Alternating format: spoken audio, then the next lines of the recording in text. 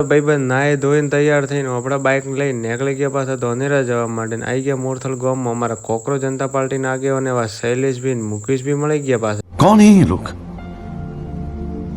कहाँ से आते हैं ये? પછી આપણે આગળ એડી એટલે રસ્તામાં પડ્યું હતું પોણીમ થતા ને આપણે નીકળી ગયા પાછા ધોનેરા બાજુ રસ્તા પાસે જોવા મળ્યા અમને બટાકા ભૂંગળા। તમારે ડોગીસ બી પણ જતા હતા ધોનેરા બાજુ।